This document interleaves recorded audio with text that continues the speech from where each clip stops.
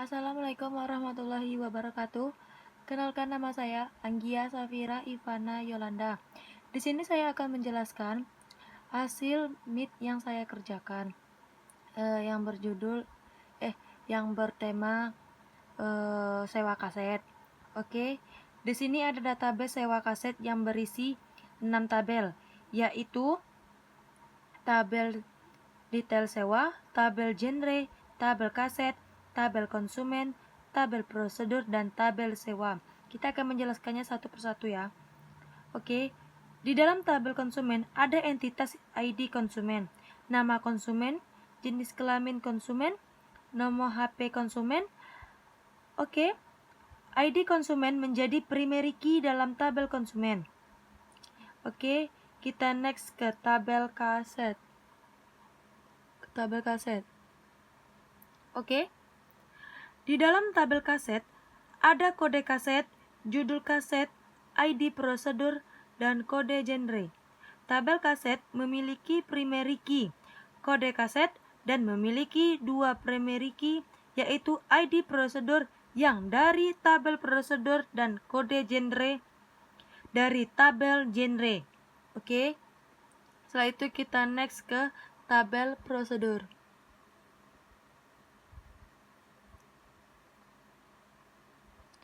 Tabel prosedur. Oke. Di tabel prosedur memiliki entitas ID prosedur dan nama prosedur, dan ID prosedur adalah primary key dari tabel ini. Oke. Primary key dari tabel ini ialah ID prosedur. Lanjut ke tabel genre.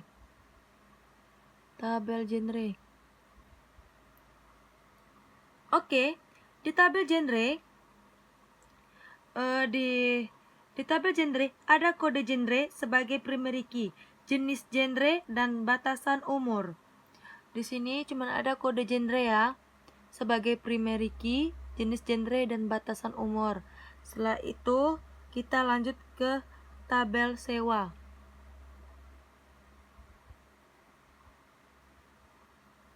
Oke, tabel sewa.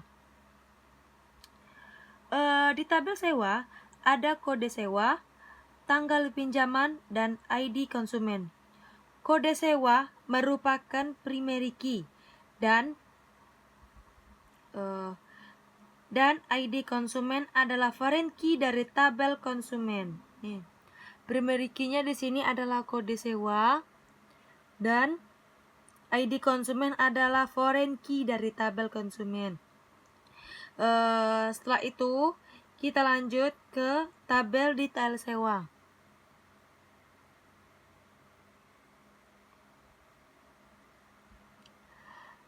Tabel detail sewa. Oke.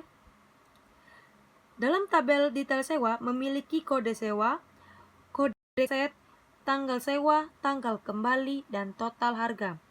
Kode sewa merupakan primary key yang diambil dari tabel sewa, dan ada kode kaset sebagai foreign key dari tabel kaset. Oke.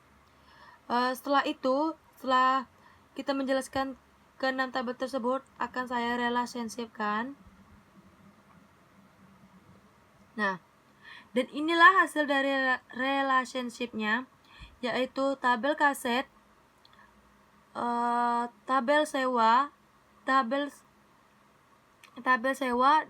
detail sewa, tabel prosedur, tabel genre, tabel konsumen menjadi satu, dan primary key menyatu ke primary key, foreign key ke arah foreign key. Oke, sekian dari saya hasil dari MIT yang saya kerjakan. Lebih dan kurangnya saya mohon maaf. Lalu kita lanjut ke pembahasan untuk tugas kita. Oke, di sini adalah tugas pertama saya, yaitu pengertian atau contoh dari DBMS, database, tabel, field, record, data, dan row. DMS, Database Manager System. Ya, mungkin sebagian dari anak-anak IT mungkin tahu lah ya kan arti dari DBMS, yaitu sistem pengorganisasian dan sistem pengolahan database pada komputer. Contohnya yaitu MySQL, Oracle, Microsoft SQL Server. Database, kumpulan informasi yang disimpan di dalam komputer secara sistematik sehingga dapat diperiksa menggunakan suatu program komputer. Tabel, kumpulan data yang tersusun menurut aturan tertentu dan berhubung dengan topik tertentu dan sarana penyimpanan data. Selanjut ke field, kumpulan dari karakter yang membentuk satu arti, contohnya nama, seperti nama barang atau nomor barang, maka yang dipaparkan dalam field tersebut harus yang berkaitan dengan nama dan nomor barang field. Tempat atau kolom yang terdapat dalam suatu field untuk pengisian nama. Record, kumpulan field yang sangat lengkap dan biasanya dihitung dalam suatu baris tabel.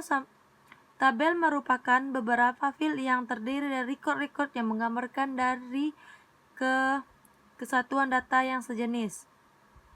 Data, kumpulan informasi dari fakta-fakta yang memberikan gambaran luas suatu keadaan. Dan lanjut, yang terakhir adalah row, baris yang sejajar ke arah bawah di dalam suatu angka 1 sampai 1 yang terdapat pada Excel 2007 ke atas. Lanjut, ini adalah tugas kedua dari materi atau modul yang kedua. Pada slide ketiga yang dapat saya simpulkan adalah seperti berikut. Di sini ada dua tabel yang saya simpulkan, yaitu tabel mahasiswa dan tabel periodi yang dapat digabungkan menjadi satu. Menurut saya, tabel tersebut tetap saya beri nama tabel mahasiswa, karena dari pengamatan yang saya lihat, tabel tersebut memiliki kunci yang unik primary key, yaitu ID mahasiswa. Di bagian tabel mahasiswa, jika kita coba di SQL Server, cara penggabungannya seperti berikut. Seperti ini. Experience, bisa dilihat gimana. Name, CK, garis bawah, JK, MHS. Atau bisa diganti dengan select A, ID MHS, NIM, NMMHS, JK tempat lahir, tanggal lahir, B prodi, dosen PA from, tabel prodi, tabel mahasiswa where ID. Lanjut ke pada slide 5 yang dapat saya simpulkan adalah seperti berikut. Atribut yaitu nama yang tercantum pada kolom di dalam relasi atribut dapat muncul sembarang urutan, di mana relasi masih yang sama bagaimana urutan kemunculan atribut-atribut di dalamnya. Menurut saya, kombinasi atribut yaitu sekumpulan kunci relasional yang terdiri dari superkey, kumpulan atribut yang dapat mengidentifikasikan satu tupel di relasi secara unik, contohnya NIM dan nama, NIM dan alamat. Satu rangkaian yang mempunyai nilai unik untuk membedakan atau mengidentifikasi nilai kombinasi yang unik di antara semua kejadian yang spesifik dari entitas, contohnya nomor induk, pegawai, dan alamat. Primary key, kunci yang dipilih untuk mengidentifikasi tupel secara unik pada suatu relasi dan tidak boleh ada nilai yang nol, contohnya kota, nama, nomor KTP. Alternative key, kandidat key yang tidak terpilih sebagai primary key. Foreign key, himpunan atribut pada suatu relasi di mana himpunan atribut itu bukan kunci relasi pada relasi tersebut. Pada slide 9 yang dapat saya pahami ada dari gambar tersebut adalah bagaimana caranya mengolah data penjualan produksi. 1. Petugas penggajian membutuhkan akses detail staf dengan cara mengambil data staf lalu dikelola melalui proses pemanggilan database query yang menggunakan DBMS. Yang kedua, penasihat layanan pelanggan membutuhkan akses ke akun pelanggan dengan cara mengelola atau memanggil query melalui DBMS lalu mengirimnya ke basis data pusat. Ketiga, manajer penjualan membutuhkan akses ke basis data stock level dengan cara memanggil data query menggunakan DBMS. Kita lanjut pada slide ke-30.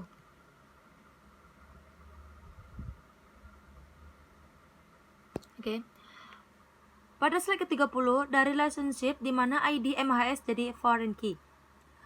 Bisa kita lihat seperti ini. FK, mahasiswa prodi. Primary key tabel prodi, ID prodi. Foreign key tabel mahasiswa, prodi, dan hasilnya dapat dilihat bagian tabel and column specific. Kurang lebih contohnya seperti gambar di atas ya. Dan pada slide ke-31, kapan kita dapat menggunakan composite key? Menurut saya, dari pengertian composite key dapat digunakan jika tidak ada lagi nul atau kosong. Next, ke tugas selanjutnya. Seperti dilihat, ini tugas selanjutnya. Temukan cardinality, ratio, constraint, dan relationship. Jenis-jenis cardinality, rasio 1:1. Seperti yang dilihat, mahasiswa mengontrak kelas. Oke, seperti yang saya gambarkan, kelas kontrak mahasiswa, kelas mempelajari mata kuliah, lalu mata kuliah dipelajari kelas diampu dosen, dosen mengampu kelas. Oke, yang di sini temukan participation constraint dari relationship. Oke, dan seperti dilihat di gambar, mahasiswa mengontrak kelas, kelas kontrak mahasiswa, kelas mempelajari mata kuliah pelajari kelas, kelas diampu dosen, dosen mengampu kelas. Oke, atribut entitas dan relationship lain. Contoh atribut entitas yang seperti di gambar, memiliki atribut antara lain NIS, nama, alamat, nomor telepon, tempat lahir, tanggal lahir, dan lain-lain. Oke, seperti ini gambarnya. Relationship, hubungan yang terjadi antara satu atau lebih entity. Contoh relationship set, kumpulan relationship yang sejenis. Oke, next. Nih, IRD bisnis perpustakaan. Oke, bisa dilihat. Yang pertama, ini peminjam. Jumlah buku, status, tanggal kembali, tanggal pinjam, ID anggota, ID peminjam. Lalu ID pinjam, ID buku, denda, tanggal pengambilan, status buku. Lalu judul buku, penerbit, tahun terbit, pengarang, ID buku. Lalu setelah melakukan semuanya, melakukan nama, ID anggota, nomor telepon, alamat, email, dan password. Oke, kita next ke tugas selanjutnya lagi. Oke, ini adalah tugas pertemuan 8. Ya, di sini ada tabel obat, tabel pegawai, tabel pelanggan, tabel pesan. Di tabel obat mempunyai entitas ID obat, nama obat, jenis, harga, dan stok. Di tabel pegawai, ID pegawai, nama pegawai, umur pegawai, jenis kelamin pegawai, gaji, dan jabatan. Tabel pelanggan, ID pelanggan, nama, umur, dan jenis kelamin. Tabel pesan, ID pesan, biaya, dan jumlah. Nah, inilah yang bisa saya sampaikan. Lebih dan kurangnya saya mohon maaf. Wabillahi taufiq walhidayah. Wassalamualaikum warahmatullahi wabarakatuh. Oke, selamat malam.